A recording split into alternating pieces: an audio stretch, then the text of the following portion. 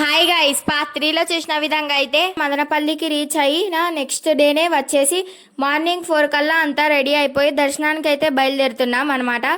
Late అయ్యే కొద్దీ భక్తులు చాలా మంది వస్తారు, మళ్ళీ 2 అవర్స్ పడుతుందని దర్శనం తొందరగా అయితే బయలుదేరాము. ఇక్కడ కొండపైకి వెళ్ళడానికి అయితే ఆటోలు అవైలబుల్గా ఉండవట, జీప్లోనే వెళ్ళాల్సి వస్తుంది. అవి 10 to 5 మెంబర్స్ నిండేదాకా వెళ్ళమన్నారు, అందుకని టైం వేస్ట్ అవుతుందని మేమే ఇక్కడ మెట్ల మార్గంలో అయితే వెళ్తున్నాము. ఇక్కడ పోయేదారిలో అడవిలో అయితే మొత్తం లైట్స్ ఏం అవైలబుల్గా లేవు, ఫోన్ లైట్లు వేసుకొని అయితే వెళ్తున్నాము. సగం దూరం వెళ్ళాక అయితే ఒక గోపురం దాటిన వెంటనే ఇక లైట్స్ అవైలబుల్గా ఉండి రోడ్డు ఉందన్నమాట. రోడ్డు పైన నడుచుకుంటూ వెళ్ళాలి. ఆ మెట్ల కన్నా ఈ రోడ్డు పైన నడుచుకుంటూ వెళ్ళడమే కొంచెం బెటర్గా ఉంది. ఇక్కడ వెళ్ళే దారిలో అయితే ఒక చిన్నపాటి అమ్మవారి గుడి అయితే ఉంది. ఆ గుడికి అయితే వెళ్ళి ఆ అమ్మవారిని దర్శించుకోవడం జరిగింది. దాని తర్వాత మళ్ళీ పైకి నడుచుకుంటూ వచ్చాము.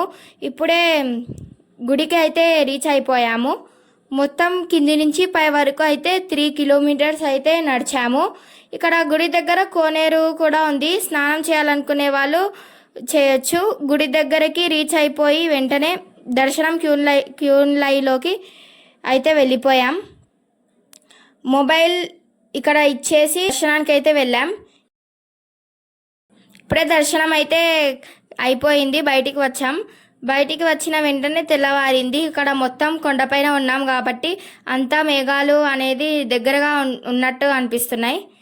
మొత్తం నేచర్ చాలా బాగుంది. దర్శనం అయిపోయిన వెంటనే ఇక కిందికి వెళ్ళాము. ఈ వీడియోకి అయితే ఇంతే. మేము ఏమేమి వంటలు చేసామో, ఏమేమి ఫుడ్ ఐటమ్స్ తిన్నామో తెలుసుకోవడానికి పార్ట్ 5 అని కామెంట్ చేయండి.